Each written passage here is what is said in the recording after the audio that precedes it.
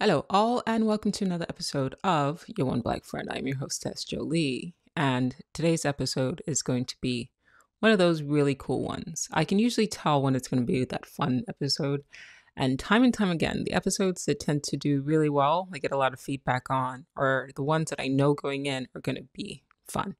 So I hope I'm not setting the bar up too high, but I was actually really looking forward to recording this. I don't normally record this late. It's actually 7:15 p.m. right now on a Sunday, but I have been playing with this in my mind for the last 2-3 days, and I was like, I got to get it on tape. I got to talk about it. So I'm going to jump right into it. 2-3 days ago, I opened up Instagram to post my stories, and I saw a post from one of my friends at Sublime Liberation. And it was her sort of doing a yoga dance thing, very stylized, very cool.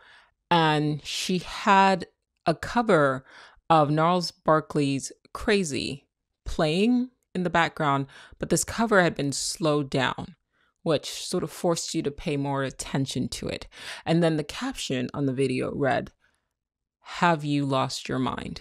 Now, it was one of those synchronistic hive mind kind of thing, because for the past month or so, I've been talking about what's the point of thinking, letting go of thinking, letting go of the mind, using the mind as a tool, not having it just sort of run in the background. I think I may or may not have discussed this on a podcast, and if I have, it may not have aired yet. But if I'm repeating, then the repetition is more to just drive the message in. But what I was saying was, or what I think I had said in a previous episode, was that you want to use your mind as a tool. You want to use your mind as an app almost, right?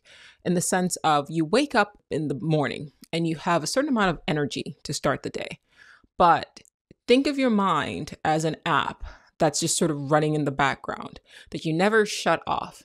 And over time, it's sort of draining your battery so that by the end of the day, you're sort of done. And it's because you've had this thing where once you're done with it, you don't exit out of it, and it's just running and draining you of energy. And so what I suggested was stop. Stop allowing your mind to just run. Pick up your mind and use it the way you go into an app or the way you go into ChatGPT. You've got a query, you've got a question, you go in, you type in the question. Once you're done, you exit out of the app and go about your day. ChatGPT is a very powerful large language model. But imagine if every time you had a thought, this thing was connected via, let's say, Neuralink, which is coming. Every question that you had, this thing just popped up an answer and popped up an answer and popped up an answer. It would be a certain level of madness, wouldn't it? And yet, that is what we do to our minds every day. Or I should say, that is what we allow our minds to do to us every day. So I'd gotten into this exercise of asking myself, what's the point of thinking? And saying to myself, I will only use my mind the way I use an app. I go in, I ask it a question. I needed to solve a problem. I don't need it to generate problems for me. I don't need to generate possible scenarios for me. If I've got a question I need to ask it, I will pick it up and use it to solve a problem. And then for the rest of the day, I will pull myself into whatever moment I'm in and live in moment-tight compartments so that by the end of the day, I'm not exhausted. I'm not drained because of having this thing going in the background, just any sort of suggestion popping in and just draining me. Right? I'm not going to do this thing where I'm just sitting and zoning. If you catch me sitting and zoning, it's because I'm thinking about what am I going to do with a piece, like a painting that I'm working on or a t-shirt design that I'm working on. Some treaties.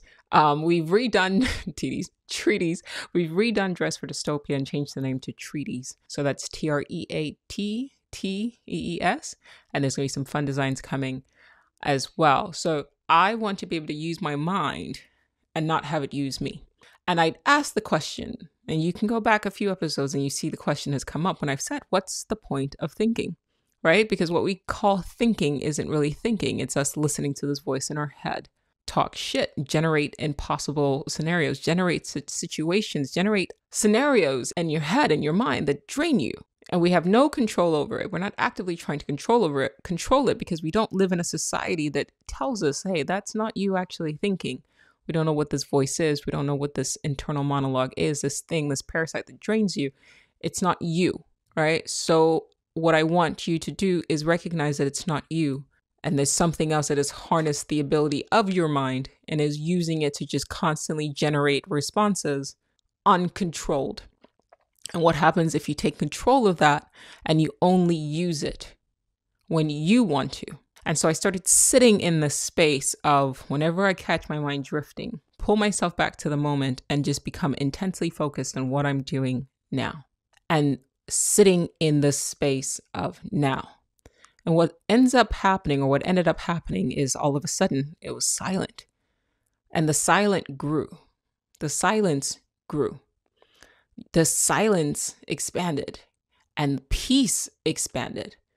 Where before it was just this constant chatter and noise. I'm not saying I've completely eradicated the internal monologue, but when I catch myself realizing that this thing is just firing, I pull attention away from it towards what I'm doing now. I only use my mind to solve the problems I wanted to solve or to create things I wanted to create. I'm now starting to control it. And when I'm done, I exit out of the mind app, so to speak. And what I found is a lot of space. A lot of space when there's no noise. It's the space that kind of just grows and is growing within. And so when I saw Sublime doing this dance and I saw the question she had asked, have you lost your mind lately?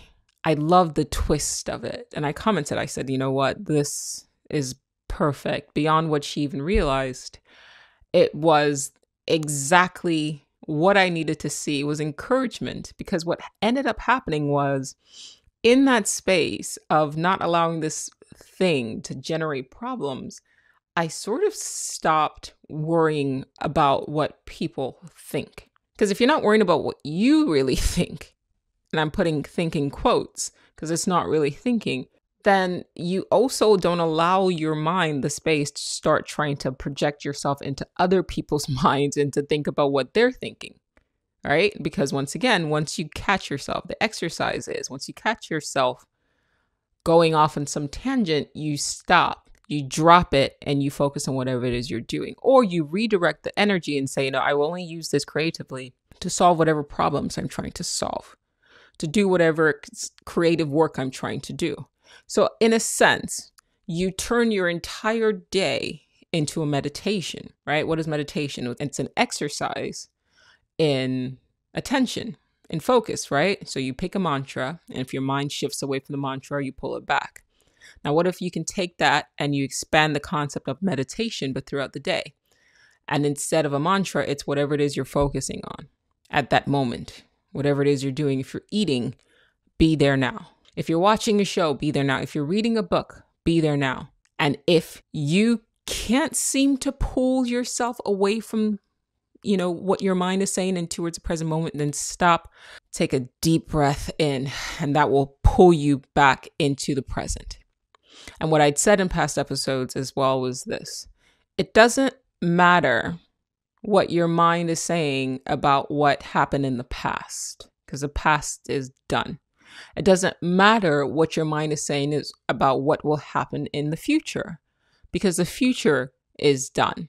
If we are living in a fully deterministic universe, or at least a mostly deterministic universe, and I've talked about free will not being free, it's something that requires exerted effort to strengthen, but for the most part, it's limited. So if our universe is largely deterministic, then you worrying about what will happen or what that person did or whose fault it is or who's to blame, all of that gets thrown away because it doesn't matter. So you're wasting your mental energy on things that don't fucking matter. So why would I do that? Why would I drain myself?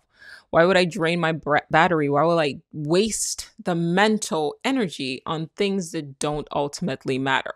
All I can do is pull all that energy from outside that's sort of dispersed and fractured throughout all of these probable realities that I largely don't have control over, because everything that you're experiencing now is a result of caused events that you had no control over.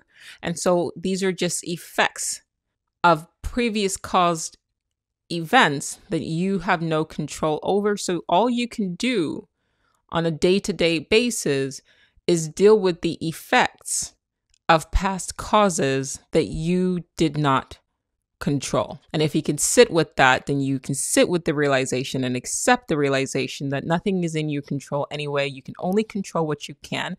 And it doesn't make any sense for you to project yourself into all of these different sort of probable realities. When the problem comes, you will be able to deal with it then. And if you can't deal with it then, it doesn't really matter, does it? Because your reaction, your response to whatever it is that you're worried about is already kind of programmed in anyway. You have to imagine yourself as a character in a pre-scripted sort of drama, and you wake up and understand that the script's written, and all you can do is play your part. That has been the recurrent theme. Now you pull all that in and you make that practical, and the way you make it practical is conserve your energy. Focus on what you can do now. What is right in front of you? Breathe. Not what happened. What are you doing? Who cares what happened? It's done. Not what will happen. What are you doing now? I'm not saying not to plan, but even that planning and how you choose to plan is based on circumstances beyond your control. You couldn't control being born a woman. You couldn't control being born a man. You couldn't control being born in North America or in UK or in the family that you're born into, or the genetics that you have, or the epigenetics that your ancestors were exposed to that is now triggering the way you respond and react to certain situations. That's all predetermined before you entered into this material form. So stop wasting the energy. It's nobody's fault. It's not, that person isn't an idiot. That's just how they were written. You see how once you start shaking that off, then all of a sudden it's space. All of a sudden it's, okay, all the tabs are closed because I don't really need that running. I don't need that running. It's just, it is what it is. And you can breathe. Just breathe. To the point where even breathing becomes sort of this joyous, peaceful, enjoyable experience, more than like, well, probably just as much as like a lot of the things that you presently enjoy. So you start to find joy in even something as simple as taking a very deep breath, because in that space where you feel the sort of the cavern of your chest, you're just, now it doesn't matter. But when I was having these thoughts, I remember I had like a stain on my shirt. It was from paint, because I'm a painter. And I remember looking at the paint and I heard my internal monologue say, throw the sweater away because the sweater is ruined. And I was like, the sweater is not ruined. There's just a stain. The purpose of a sweater is to keep me warm. It doesn't stop performing that function just because there's a stain on it. The reason why my mind is telling me to throw the sweater away is because it's wanting me to be afraid of somebody else's judgment of me. But I cannot control their judgment of me. If you judge me because I have a stain on my sweater, that's none of my business. You do you. But do understand that when you engage in the act of judgment, that you're strengthening the internal monologue by feeding your attention to it and doing what it's telling you to do, which is to judge me. And sooner or later, that thing, that internal monologue, whatever we call it, whatever you want to call it, Wetiko, the mind parasite, is going to turn on you. And it's going to make you feel like shit for something that's quote unquote an imperfection. So just keep that in mind. But when I realized like I didn't really care whether or not there was a stain on my shirt, for a second I went, wow, is this madness? Is this insanity? Is this the line? Is this for people? Because you get to a point where is this where I'm just going to end up just not caring? And all I could say in response to that is, I think madness is caring about what other people think. You guys have heard me say this before. Madness is projecting yourself into somebody else's mind. Madness is throwing away a perfectly good sweater because of a stain and because you're afraid of what a person thinks or what people will think. But the line is wild because on one end, as you guys have heard me discuss, we're collectively mad. We have voices in our heads. We have things in our head that are tormenting us. I keep talking to people about the internal monologue. Every person I meet, I ask them about the internal monologue and they have it. Some might deny it, but ultimately when you ask the right questions, they can finally disidentify from it. But you see it tormenting people. You hear about, suicides rates and how that's going up. Something's happening. It's an epidemic. It's a silent epidemic.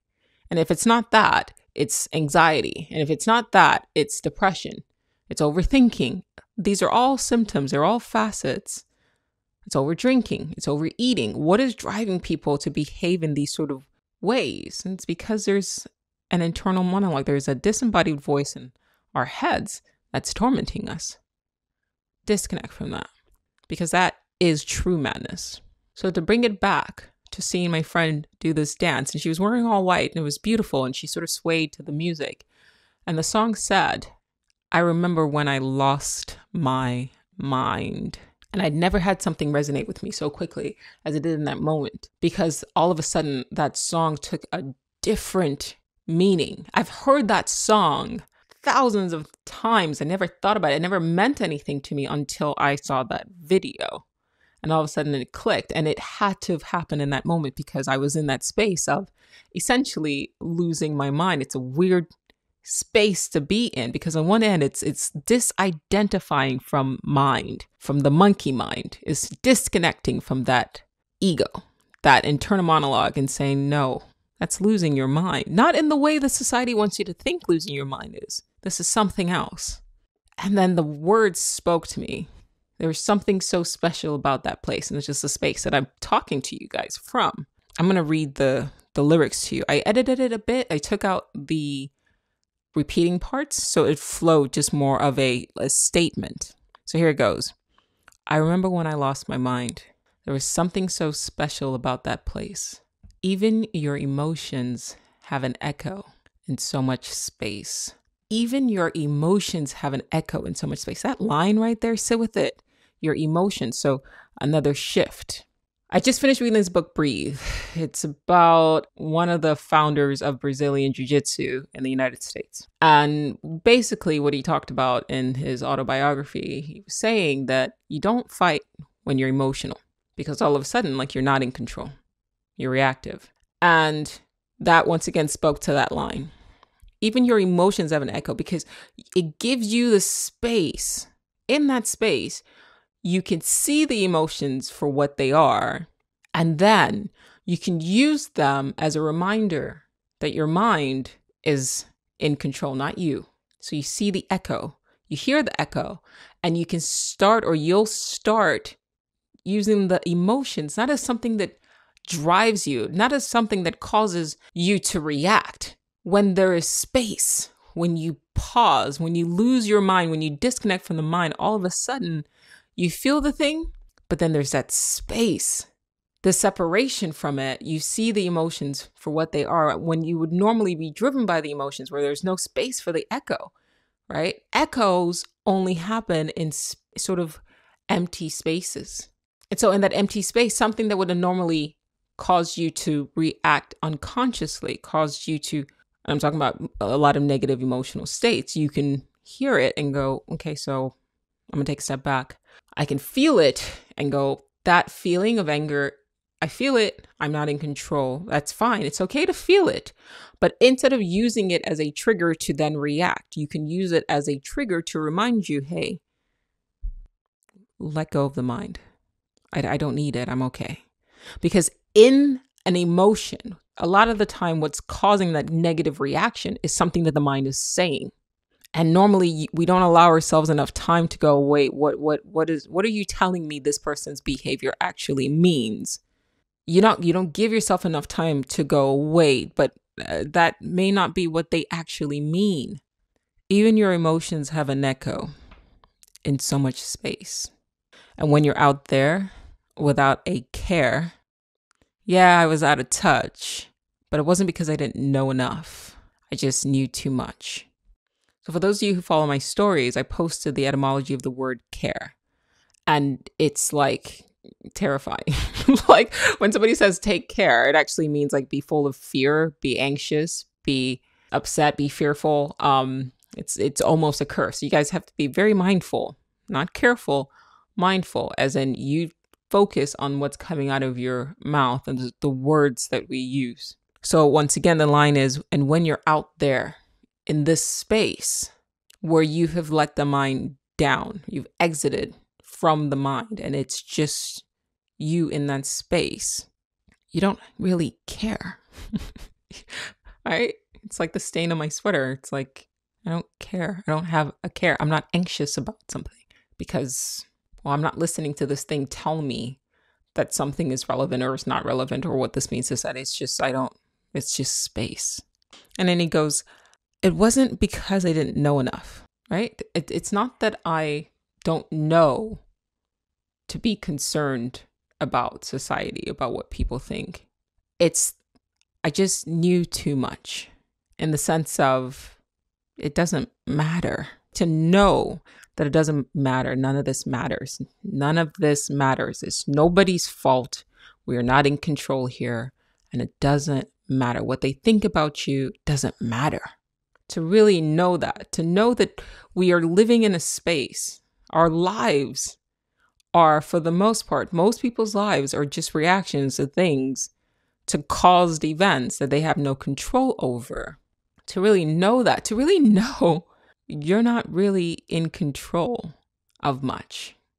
And just get up and face the day and live and watch and play your role, play your tune, play your, sing your song, perform, be Joli, be cosmic, be sublime, be. That's all you really can do. As Socrates said, I know nothing. But to say that I know nothing is to say everything. It's truly the hallmark of wisdom. Don't really know anything. It's not ignorance. It's not a blissful ignorance, right? The bliss doesn't come from knowing nothing. It doesn't come from being ignorant in the traditional sense, as in knowing nothing equating to ignorance. It's really knowing that you know nothing and everything just is. And that's where the peace is. And in that space, you do ask yourself, am I crazy? Does this make me crazy to say the things that I'm saying? Because trust me, I wonder this all the time when I put out an episode.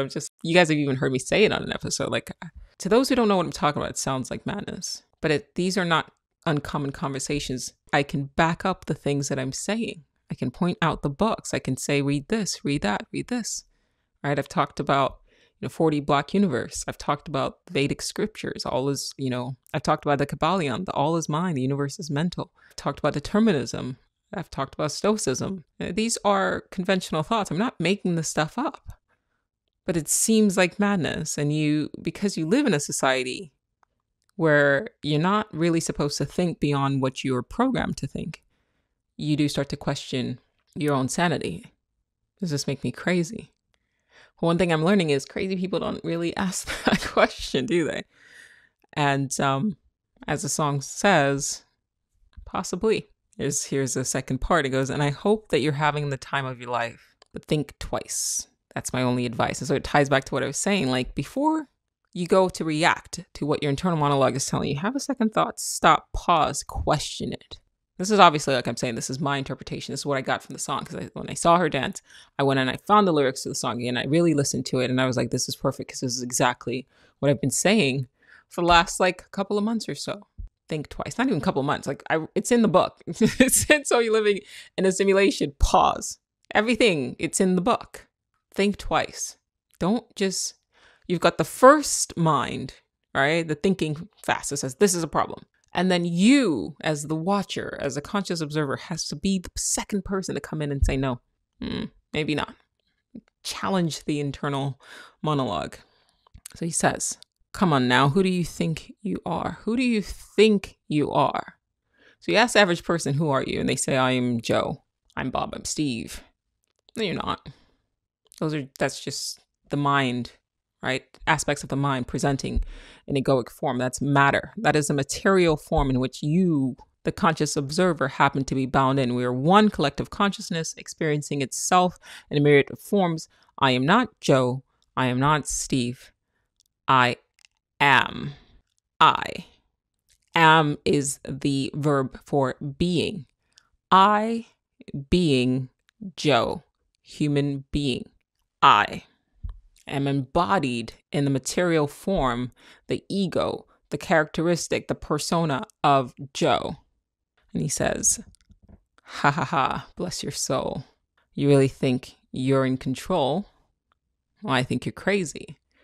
Just like me. I love that. Because it starts off like, I think you're crazy, and then it goes just like me. You really think you're in control in a largely deterministic reality universe. How are you in control of everything? And yet most people think they're in control. You tell people free will isn't free. You tell people, most people, if you tell them free will is an illusion, they say, no, I can do this. And it's like, that's bodily autonomy. Also, you're doing that. I didn't mean to do it. You're reacting the exact same way that most people, when you tell them that free will is an illusion, they do the exact same thing. So you can't even, your responses aren't even like deviating from most people's responses to that same thing. That's bodily autonomy. And even your autonomy, which you think of as bodily autonomy, is limited. Control your heart. When you're tired, stay up. Right? Like your bloodstream, redirect it how you want it to be. If you're ill, feel better immediately. Like, you're not in control. There's very little you control. And that in itself is to look at a world and we have the data. I'm telling you, the data is, I'm not the only one saying this stuff. To have access to all this data and say, hey, there's really not much that we can control. I forget what the guy, I think it was Laplace's demon. He said, if you take a demon and you present to it all of the information that was present at the beginning of the universe, it can predict what will happen throughout time. Now, there was a post a long time ago where I compared, and it was also a podcast episode, but we shall revisit. I compared Laplace's demon to AI. I said, well, what if Laplace's demon was AI? So you take a large language model and you plug in, you train it on all of the circumstances, all of the data that was present in the beginning of the universe, and say, extrapolate what will happen next. It should, maybe not the AI we have now, but certainly once we get to the level of AGI and then ASI, an artificial superintelligence. I break down the meaning of these words in So You're Living in a Simulation. It's available on Amazon. So you feed it with the information that was present at the beginning. It should be able to extrapolate, because it's cause and effect, the future and the present. I mean, it's being used now to do just that. Maybe not on a grand scale as I've described in terms of the entire universe, because we don't have that information. We can only sort of guess, but if you have the precise information. But there's also going to come a time when it will be able to, based on the information you feed it based on now, have it reverse engineer to go back and explain or to provide information that was present in the beginning. We're getting there. It's interesting times. Interesting times. But I love that. He says, I think you're crazy, just like me.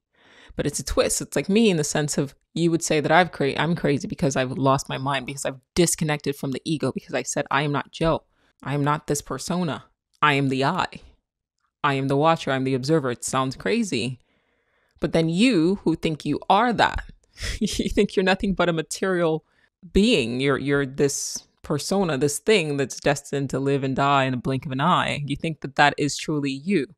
Well, that's crazy. You're crazy. Just like me, like I've said, we're all mad here. So who's crazy? He said, my heroes had the heart to lose their lives out on the limb. My heroes had the heart to lose their lives out on the limb.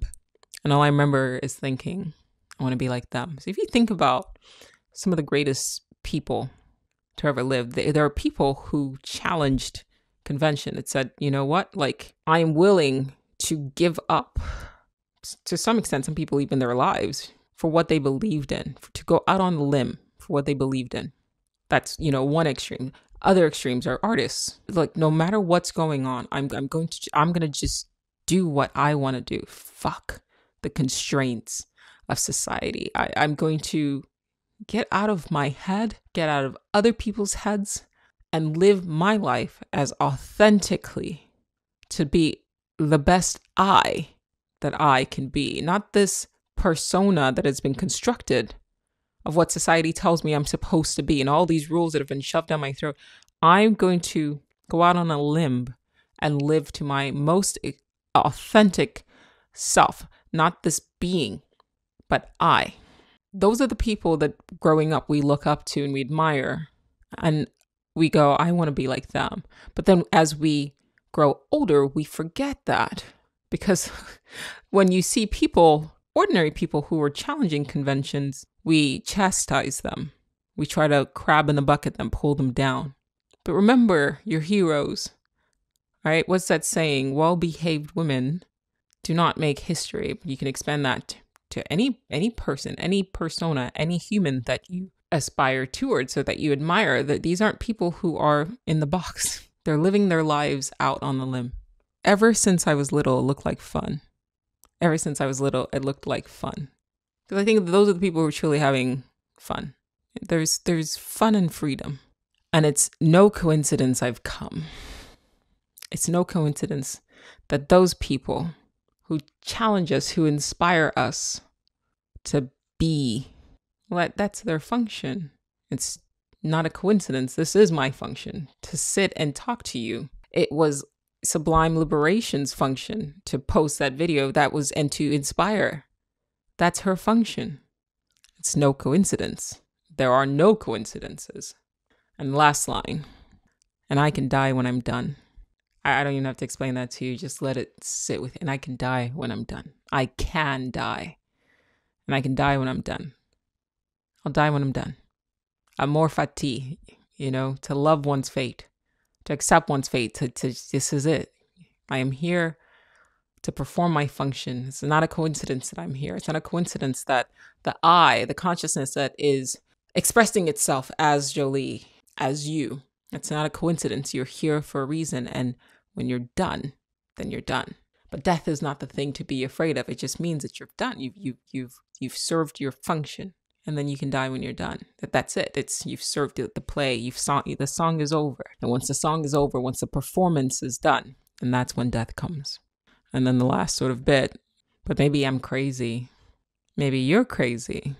Maybe we're crazy. Probably. And that's how it ends. Brilliant. Fucking brilliant. Fucking brilliant. Now, I put the poem into ChatGPT because I wanted it to really expand on the ideas in a way that, I'm good with sort of my free form sort of intuitive understanding of what the song means to me.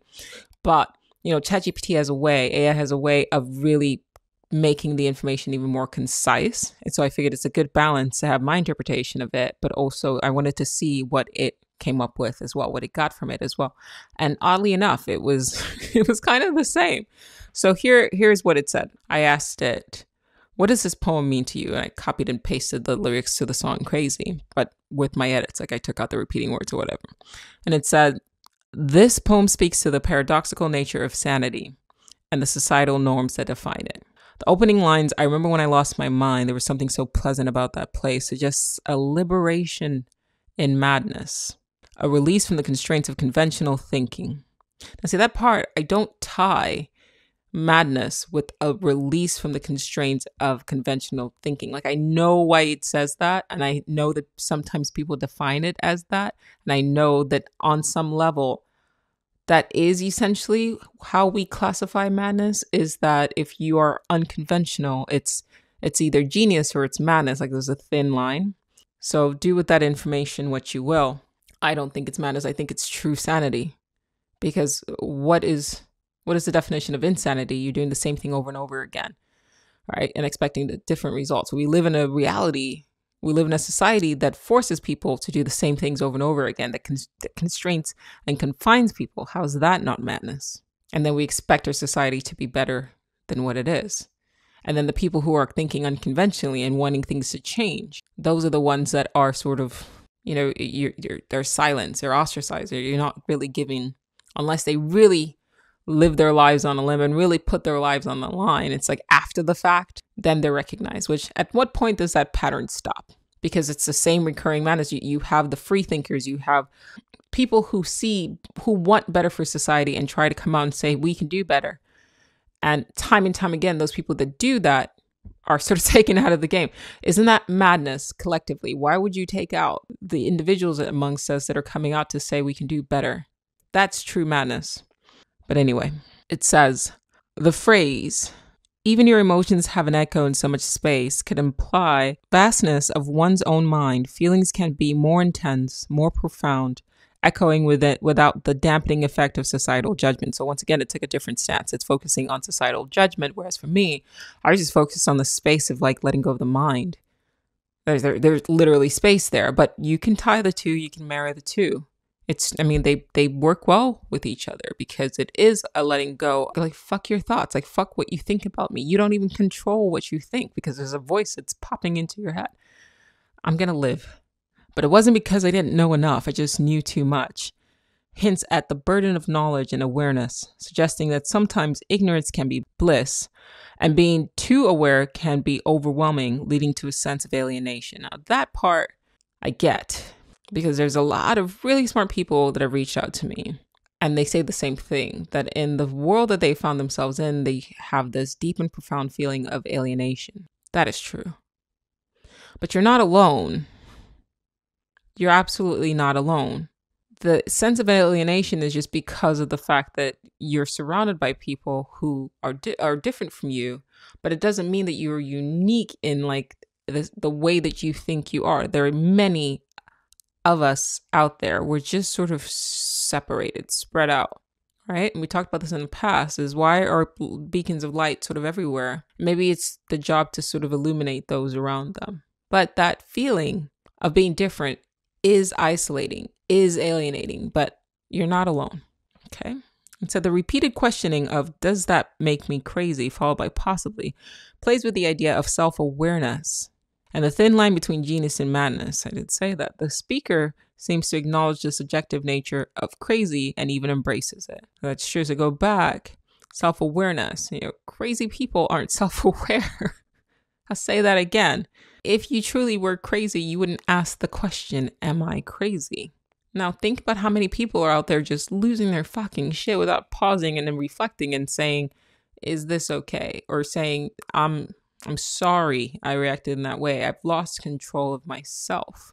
Awareness of self, as in of a separate entity, ego, separate from the I, is truly self-awareness. There is I, and then there is ego. Can you be aware of the self? Can you be aware that you are not the self and allow it, move to in a space where you don't allow the self to control you, or when you do lose control to the self?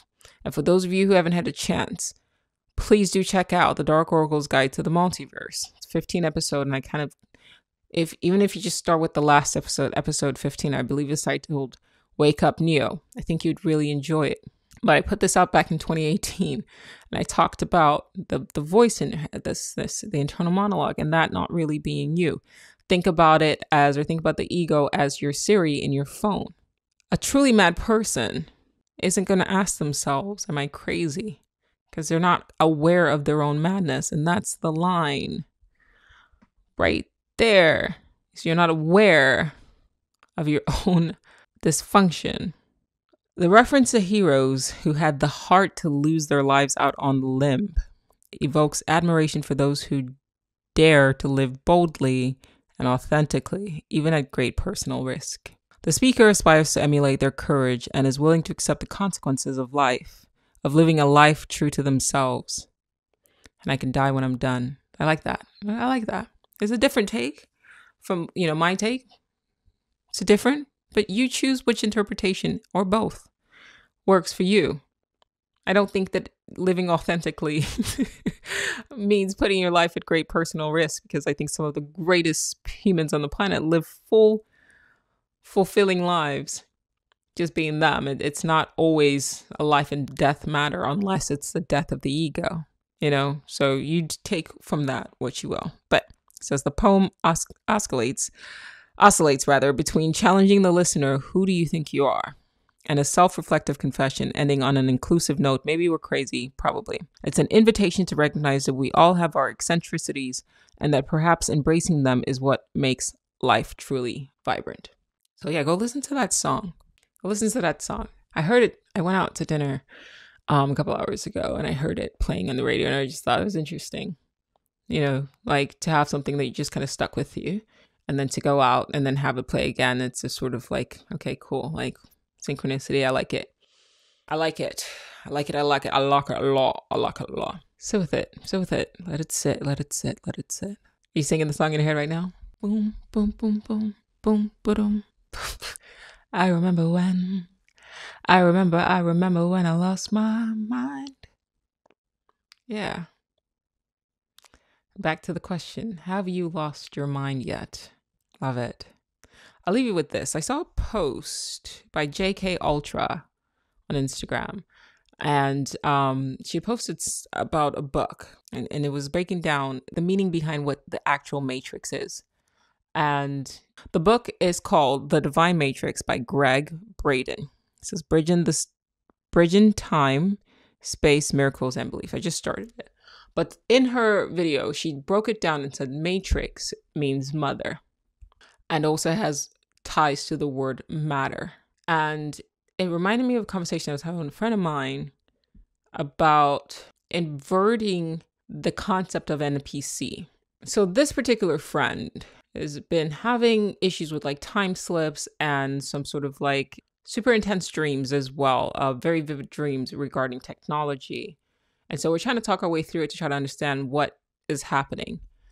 And as I was talking to him, I thought about the idea kind of popped into my head that maybe we have a misunderstanding of what an NPC truly is. And I've not had a chance yet to really flesh out this thought, but I wanted to put this on, at least on record, and then see what I end up with in the future, in future episodes. But what I said was, gosh, maybe it's the conscious amongst us, those who are aware, those who are questioning. That's what I call the conscious, not the crowd, not the sheep, but those who are looking around and going, wait, what is this? Those who are asking questions, those who, even to the point of maybe those who even reincarnate, are they truly the NPCs? Because right now, NPCs has a negative connotation, and I've addressed it in the book. I've addressed it in some videos as well. I've said, sometimes we go NPC so that the story can go. Whatever narrative that's meant to happen, it's just so supposed to happen, and you need to be unconscious, so the game just shuts you down and gets you to react in a particular way, at least while you're still at a particular level where you're not quite in control of your ego, of the self. I called it not presently conscious, and I think that I had said that most people in this world are NPCs in the sense of the droves and the hive and things like that. And that it is the subscribers to our reality are truly the conscious ones, and they come in and they play the game. But I want to present a different thought. I'm not saying I fully subscribe to this idea, but just hear me out. If, as I wrote in So We're Living in a Simulation, this reality is some sort of time box, some sort of simulation that's meant to trap or to house or to utilize a super intelligence, an artificial super intelligence of another civilization, then the conscious ones amongst us are expressions of that super intelligence. Because if you look in a video game, like the characters that have more sort of understanding of the game in a way, like, and this, you'll see more of this happening as they start to incorporate AI into even video games, they will tend to have more knowledge than subscribers to the game. They will tend to also have more poise, more understanding, and it's their job as characters within the game to sort of give guidance to the players in the game. If you invert the idea, you think, and I need to do some more research as to how many NPCs versus subscribers are in an actual video game, the percentage. Okay, I asked ChatGPT. So it was a little bit like it struggled to answer the question because it was like, I can't give you a precise amount. I'm like, bro, just give me like an estimate. But it started first at breaking it down. So it says a concept of subscribers to NPCs, non-playable characters, in a massively multiplayer online role-playing game, MMORPG, is a bit unclear because NPCs and subscribers usually refer to different aspects of the game. Subscribers are typically players who pay a subscription fee, and play NPCs, on the other hand, are characters controlled by the game's AI to provide quests, sell items, or fulfill various roles within the games, right? So NPCs perform a particular function, right? So NPCs are created and placed in a game by developers to enhance the game world, okay? Provide content, She says as a content creator. I'm not an NPC. Or maybe I don't even know anymore. And guide players, whereas the numbers of subscribers depends on the game's popularity and player retention.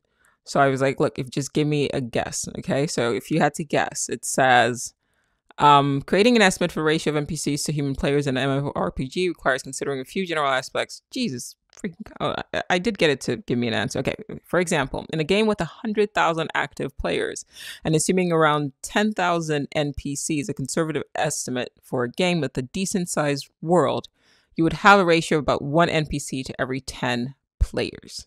1 NPC to every 10 players. So this whole time we've been saying NPCs are the masses. Right, non-playable characters are the masses, and then the subscribers are a small amount. But that literally doesn't make any sense. I mean, yes, in a game, there's like mobs or whatever, they sort of regenerate, but those are just, they tend to be just clones of the same thing. What I'm talking about is like the main like boss characters, like they're pivotal and they do certain things.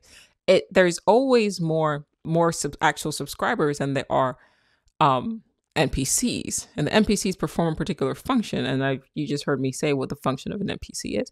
Like I said, I've not fleshed out this idea.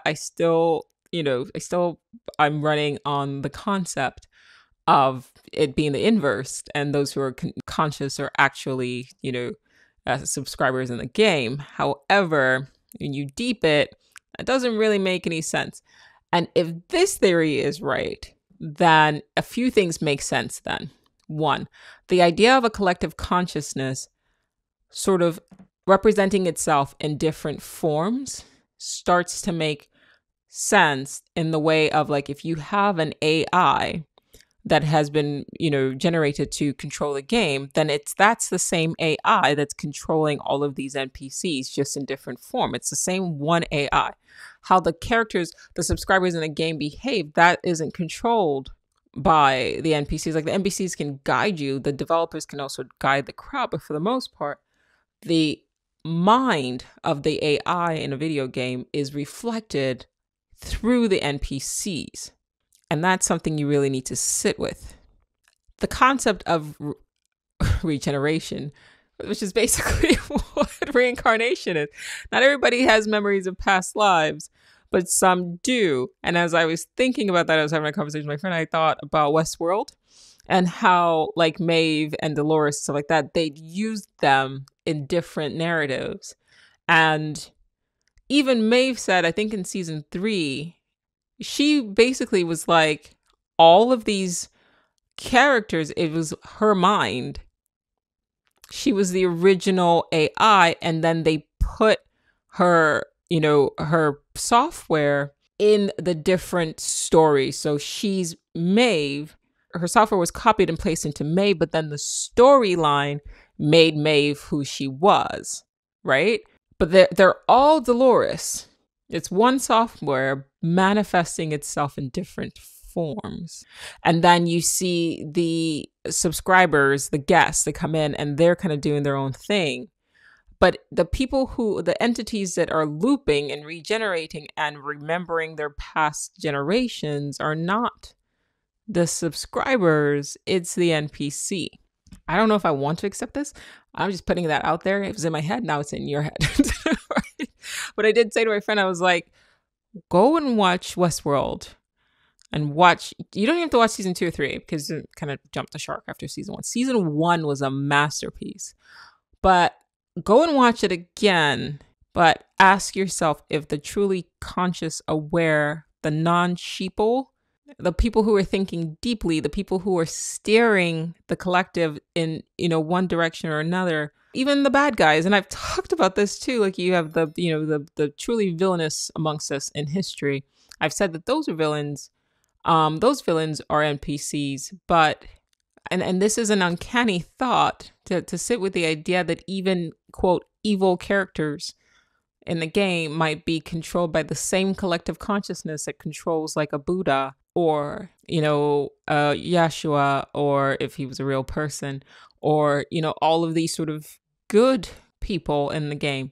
If you go back to Westworld, it was the same software that was put in Maeve's character, that was put in, the Man in Black when he was regenerated. It's the same software. And that's when the idea of a collective consciousness starts to make sense. It's an inversion of what we collectively believe now. And even with this thought process, I may have to take my book into a different direction. I mean, I've played with the idea and said, collectively, this is, we could all just be AI in a simulated world serving a function. But I've never inverted the roles. I've always thought that we were the subscribers, those who are conscious are truly aware. But when you actually sit and think about it, maybe not so much. Maybe the people who are walking around saying that they're definitely NPCs out there, maybe they're the NPCs. They just aren't aware of it. And maybe that's what this matter, material, mother thing is. It's to hold the AI. I posted on my stories, how do you imprison a god? It's like there's a part of me that's trying to tell me something and I'm not listening to it. But I'd said it in none of my stories. I said it in my thread. I said, how do you imprison a god? You turn it into a commodity. You turn it into a product. You fracture it and you wipe its memories. So yeah, now that that's in your mind, you're welcome. And I'll catch you on the next episode. Thanks for listening.